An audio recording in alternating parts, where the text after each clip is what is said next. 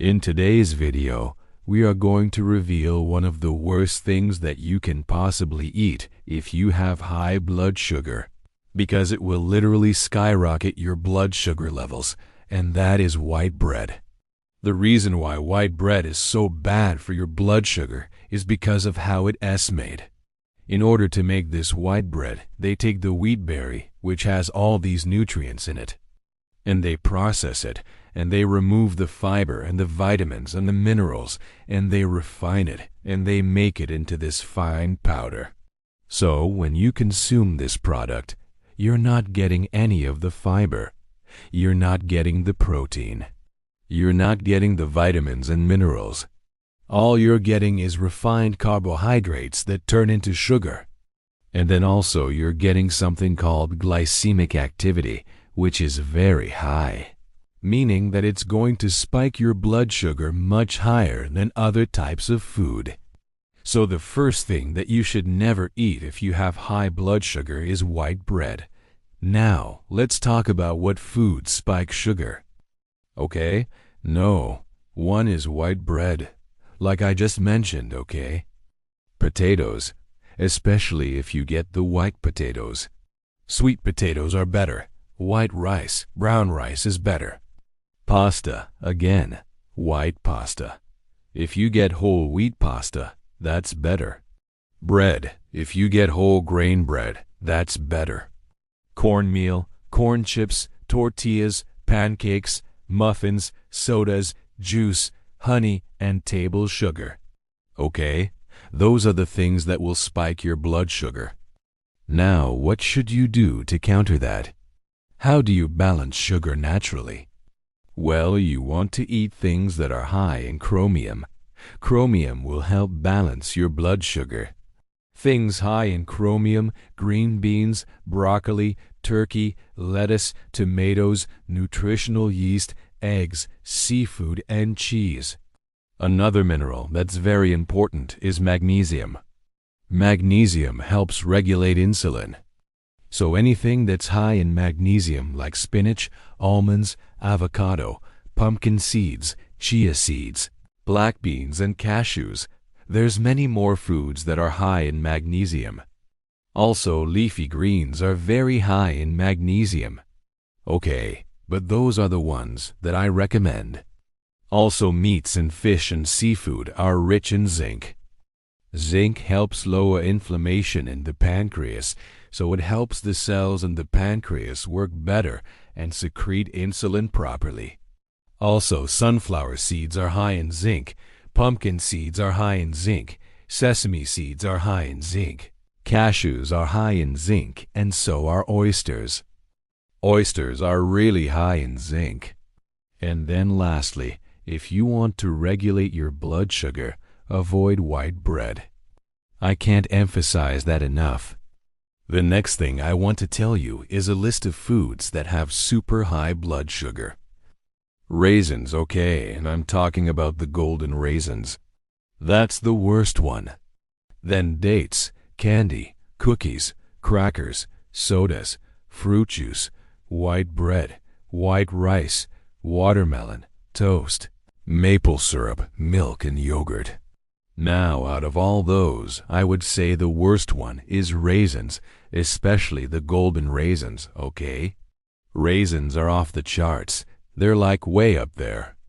And when I say high blood sugar, I'm talking about the glycemic index.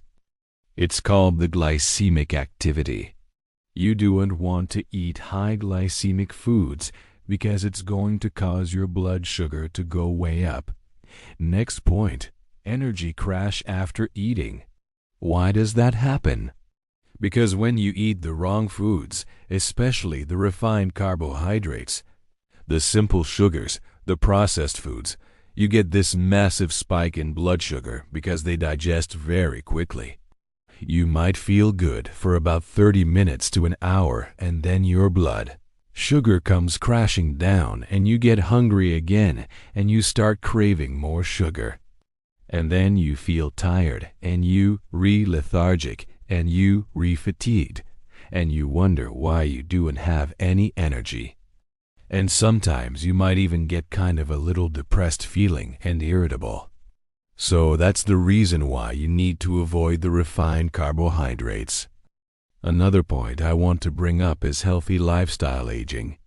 Healthy lifestyle aging means that you're eating the right foods, you're exercising, you're managing your stress, and you're not smoking, and you're avoiding drugs and alcohol. These are the things that will keep you from getting old and keep you young and vibrant. It's not just about avoiding disease, it's about thriving and having vitality and high energy. So if that's your goal, you need to make some major changes in your diet and start consuming anti-inflammatory foods, okay? Start consuming foods that are loaded with antioxidants. Antioxidants are substances that fight free radicals that protect your cells from oxidation and inflammation. And you also want to increase your consumption of healthy fats like omega-3 fatty acids, and you want to start consuming more fiber from vegetables and fruits, and maybe even consider taking a probiotic. Now let's talk about bread. Should you avoid it? The answer is yes, especially white bread. But let's talk about all the different forms of bread that you should avoid.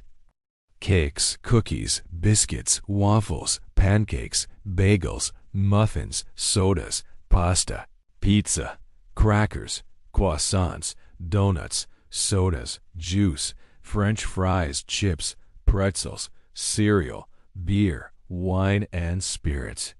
This is a list of things that will destroy your health. Most people don't realize that bread is actually the #1 cause of heart attacks and strokes and cancer and diabetes and dementia and Alzheimer's. So be very, very careful of the type of bread that you eat and make sure that you don't eat too much bread. I'm talking about the refined carbohydrates, okay? If you eat whole grain bread, that's a little bit better. But you still want to watch the amount of bread that you consume because it's very easy to overeat bread. Next point, 7 natural health tips. Eat organic, non-GMO foods. Drink at least 2 liters of water every single day. Consume cruciferous vegetables on a regular basis.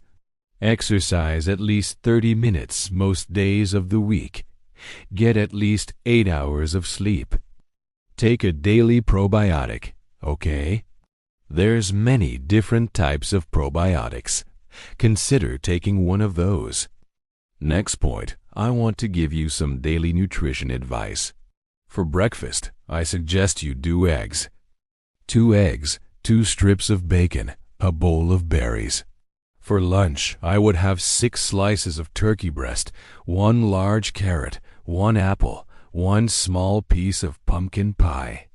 And then for dinner, I would have 4 ounces of salmon, 1 cup of broccoli, 1 cup of cauliflower, and 1 tablespoon of extra virgin olive oil. And for a snack, you could have a handful of macadamia nuts or maybe a little dark chocolate. Just do one of those snacks. Don't do both. And this is just a sample menu. Okay, you can change it around. You can substitute things based on your own individual needs and preferences. Now, the next thing I want to talk about is a topic that is near and dear to my heart, and that is emotional eating.